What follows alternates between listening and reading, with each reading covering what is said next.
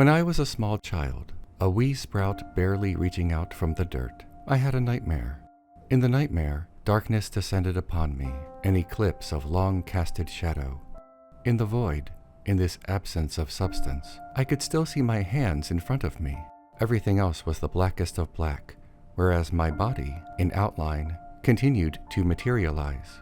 It reminded me of cartoons in which two white eyes would remain visible in a room without the hum of electricity or the gloom of night under an obscured, pitch-black new moon.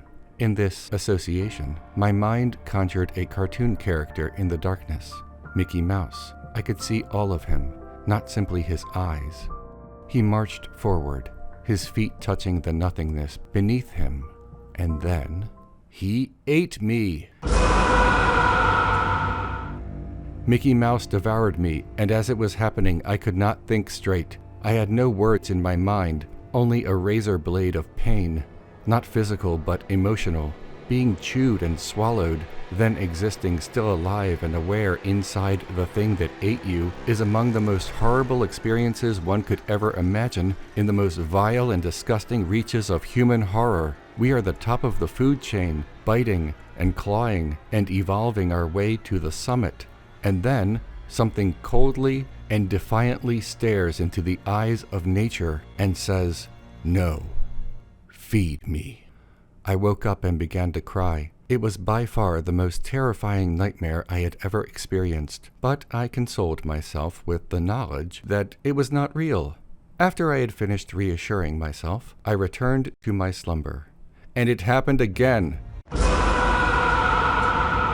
You ever have a dream, good or bad, and then wake up and then go right back to sleep, and then because it's the only thing on your mind when you drift off, you find yourself once more in that dream, or something similar to it, that your subconscious was clearly inspired to manifest again? Well, it was like that, and I had never experienced that before as a small child. I was back inside the belly of a cartoon character, trying to climb out of him. He was only my size when he ate me, but inside of him, a world, a tower of bone and viscera was too tall, too enormous for a child to climb. Rather than think, "Oh no, I'm dreaming again," my brain did not make that connection, and instead told me, "Oh no, this is what my life will be, forever." I saw that movie Nope in the theater 2 years ago, and when that scene inside the monster was happening, it reminded me of the worst nightmare I ever had. And even though the movie was great, I did not like watching the rest of it because I was like, that's too much, man.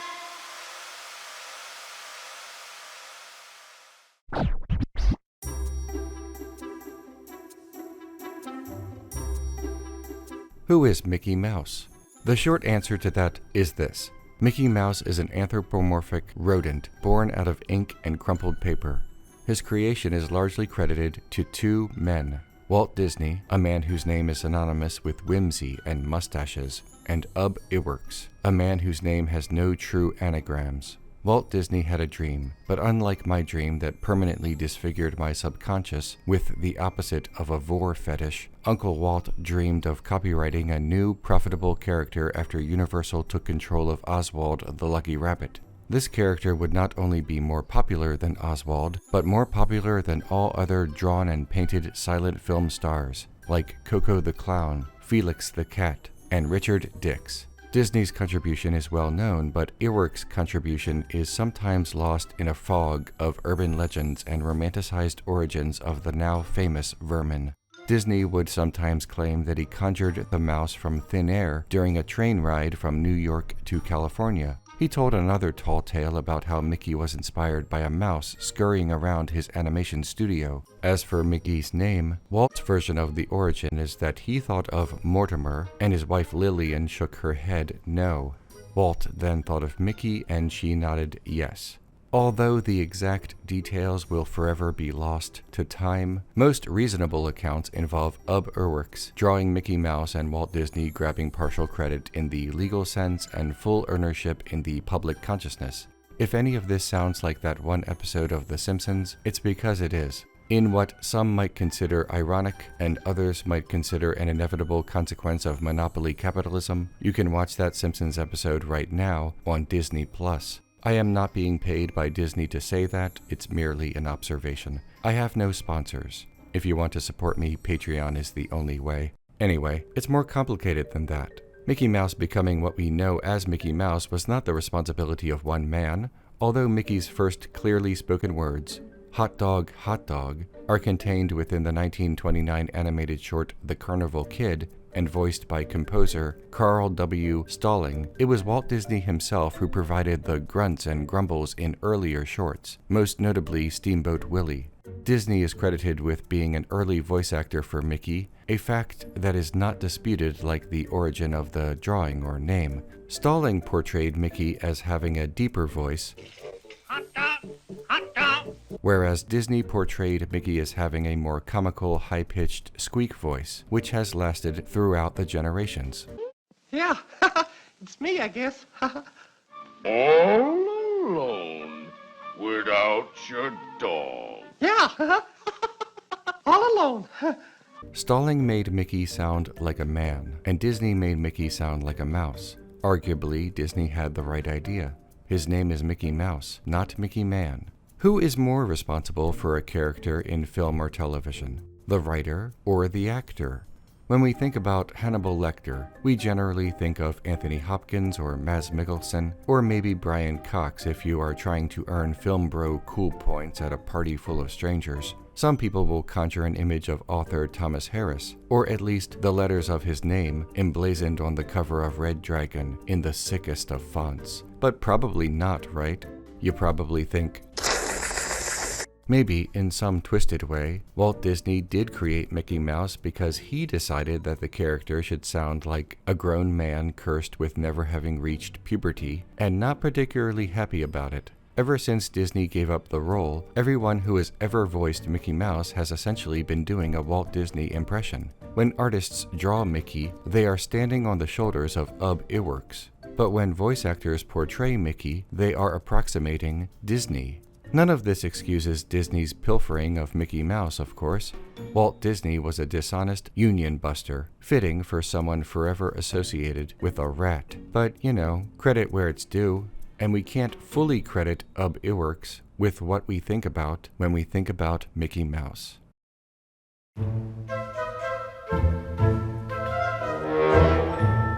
Mickey Mouse, as a character, is a cipher. Many cartoon characters, mascots, and Muppets feel less like cohesive personalities that reoccur consistently across their bodies of works, and more like fictional actors portraying other fictional characters.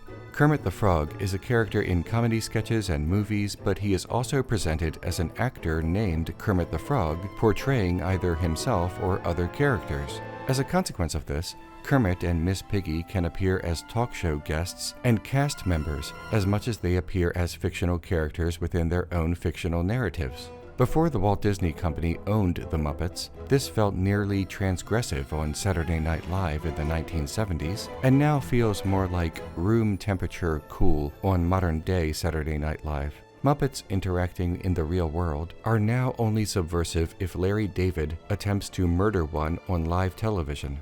That man is still at large, and nobody is doing anything about it. Anyway, appearances by the Muppets and Mickey Mouse on talk shows are both advertisements for something, a new movie, a new show, a new theme park ride, etc. But an appearance by the Muppets has the vibe of a comedy sketch, whereas an appearance by Mickey feels more overtly commercial and less welcome, like a door-to-door salesman who has graduated to home intruder. Maybe it's because Mickey Mouse in the human-sized costume rarely speaks, making the whole thing feel uncanny, even threatening.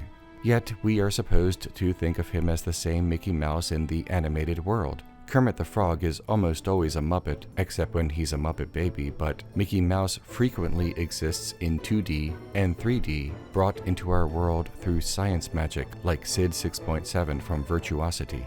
Nowadays, Mickey Mouse is considered more of a mascot than anything else, but cast members at Disney parks know that the Walt Disney Company works tirelessly to create a perception of Mickey as a living, breathing entity.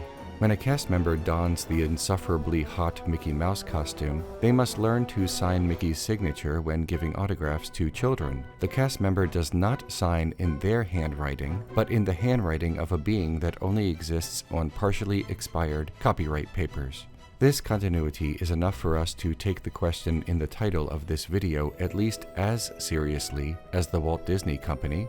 Mickey Mouse appears at all Disney theme parks: Disney World, Disneyland, Disneyland Paris, Disneyland Finland, Disneyland Turkmenistan, Disneyland Schmizneyland, and Disneyland Vatican City. Children ask their parents, eyes wide with naive wonder, how Mickey Mouse is able to be in Florida and California at the same time. Parents console their offspring with Santa Claus lies. There is only one Mickey Mouse, and the others are his helpers. Unsatisfied with this obvious fabrication, children lose all hope in the world that they once loved and start going to Six Flags. At Disney theme parks, Mickey Mouse is often accompanied by his dog Pluto, Lord of the Underworld, Goofy, a simple man who had to have had sex at least once, and of course, Donald Duck. Because Donald Duck is a sailor in the Navy and has existed since 1934, he is a veteran of every American war for nearly a century, consistently stop-lost back into active duty to serve the interests of the Imperial Corps.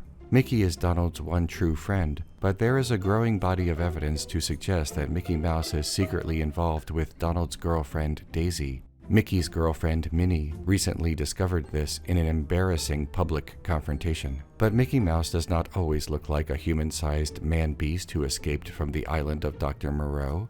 Sometimes he's just a cartoon.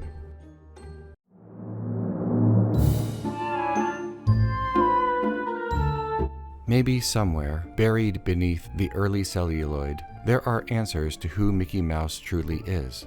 A casual observer of the Mickey Mouse phenomenon would cite Steamboat Willie as the so-called first Mickey Mouse cartoon, but it was actually only the first Mickey cartoon that was picked up for distribution. Real Mickey Mouse fans, who call themselves rat f***ers, know that there are two Mickey shorts before Steamboat Willie called Plain Crazy and the Galloping Gaucho. Before he became a sterilized corporate mascot, his head forever drawn poorly by children, he was just some down-on-his-luck mouse with problems of his own.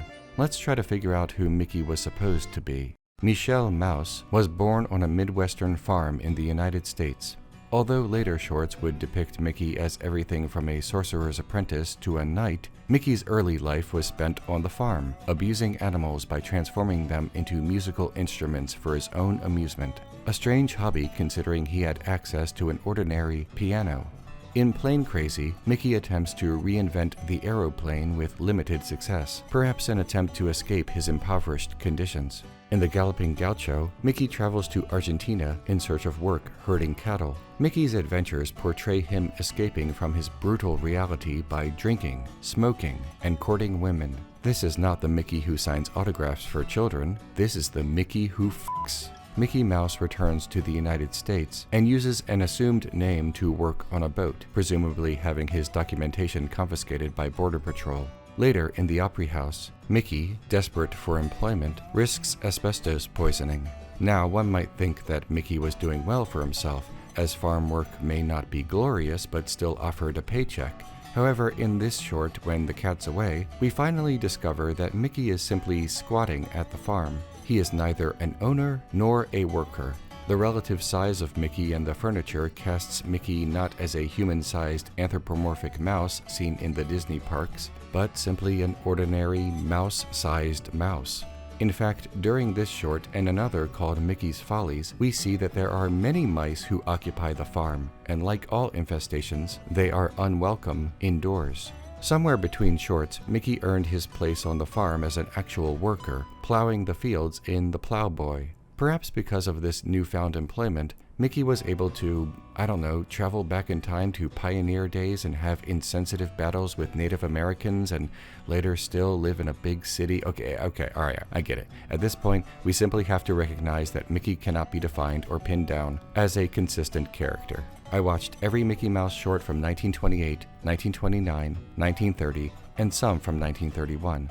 And the common thread here is not location, but Mickey himself. There is less of a character backstory to Mickey and more of a personality, well-meaning but defiant at times. Much like another Disney-owned character, he is a simple mouse making his way in the universe. Where and when in that universe he ends up is a matter of destiny, God, and convenient writing. If Mickey has a story, it's that the early shorts were his early life, and then he became an actor playing versions of himself for Walt Disney Pictures. Mickey toned down his defiance and surly attitude to better conform to the occupation of mascot. Much like George Reeve when taking on the role of Superman, Mickey Mouse quit smoking and adopted a more family-friendly persona to keep the paychecks rolling in. If there is such a thing as Mickey Mouse canon, that is the closest we have to his official story. But I felt I needed more than these early shorts to answer my unanswerable question.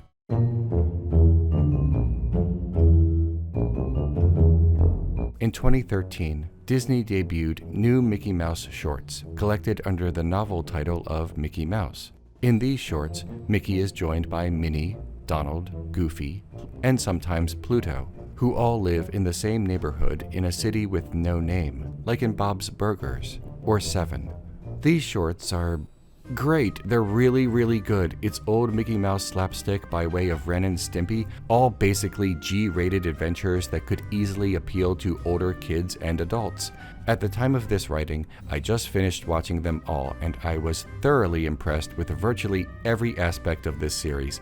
The animation, overall aesthetic, the music, the frantic, kinetic energy of the visual gags and roller coaster pace of each episode.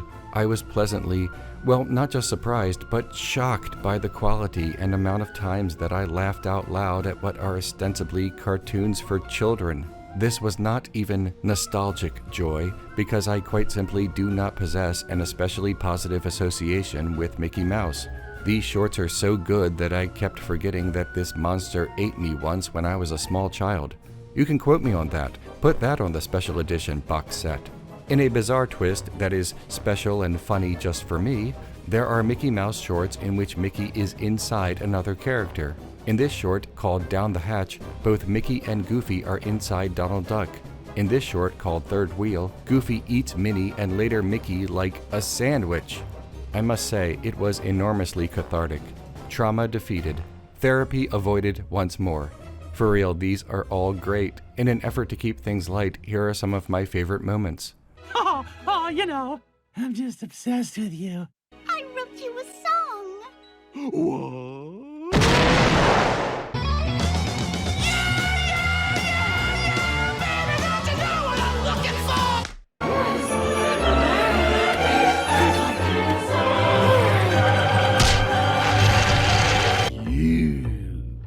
Oh, baby, I love you. I hunger for you. One, please. Look at those hot buns. Yeah, I like to rub them buns with olive oil.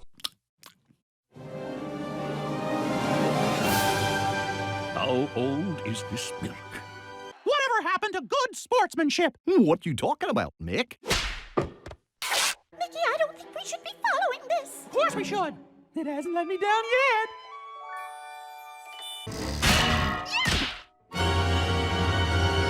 What happened? So who the heck does Mickey Mouse think he is? Much to my surprise, I have discovered that Mickey Mouse is a funny little birthday boy who loves his girlfriend, his goldfish, and playing piano. It ain't that deep. I don't need to have a point, I need to have vibes. I mean, it might get a little deeper now that Steamboat Willie has passed into the public domain, but the early offerings feel like rushed cash-ins. These include a horror film called Mickey's Mousetrap, a horror film called The Return of Steamboat Willie, a horror game called Infestation Origins, a horror film called Screamboat, a horror short film called The Vanishing of SS Willie, and a horror film called Mickey vs. Winnie. Truly, we have entered a new golden age of creativity. Look, everyone can do what they want. I'm not anyone's father or boss. But I don't think I want more Mickey Mouse horror. I just now got over that. I'll probably watch... Oh, there's more of the Mickey Mouse cartoons, just under a different name. I'm gonna watch that right now. Bye. Hi everyone. If you like what I do, make sure to like, share, and subscribe. All that good stuff.